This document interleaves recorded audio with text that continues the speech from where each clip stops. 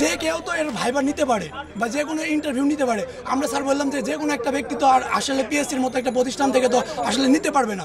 উনি সংশ্লিষ্ট ছিল, তারপরে আপনারা গ্রেপ্তার দেখাইছেন, তাহলে তো অবশ্যই এর সাথে কোনো না কোনোভাবে রিলেটেড আছে। এটা না হলে তো কখনোই সম্ভব না। আপনাদের মতো একটা সাংবিধানিক প্রতিষ্ঠান হুদায় এমনিতেই কাউকে গ্রেপ্তার করে দেবে, এটা তো সম্ভব না। ড্রাইভার স্বীকার করছে, তিনি আবার বলছে যে আমি যে টাকা পাইছি সেই টাকা আমি কি আল্লাহর রাস্তায় খরচ করছি।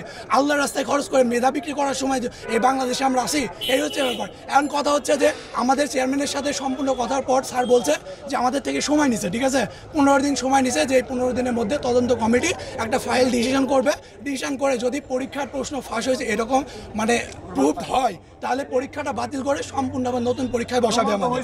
আর প্রমাণ হয়েছে, আমরা স্যারের সাথে জোরভাবে বলছি যে স্যার এটা প্রমাণ হয়েছে, আমাদের এক দফা এক দাবি পরীক্ষা বাতিল যেভাবে করতে হবে।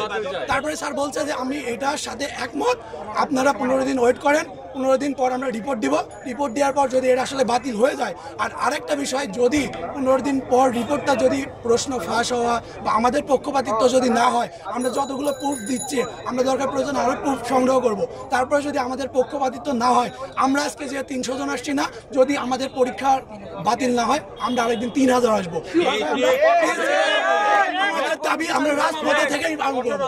আমাদের রাজপথ থেকে আমাদের দাবিটা, আমাদের মেধার যে দাবি, সেটা আমরা অবশ্যই এটা আদায় করে ছাড়বো। কারণ একটা পরীক্ষার্থী যখন প্রশ্ন কিনে পরীক্ষা দিবে, সে পাবে 180, আর আমি মেধাবী ছাত্র যখন আমি পরীক্ষা দিব তখন আমি পাবো 120।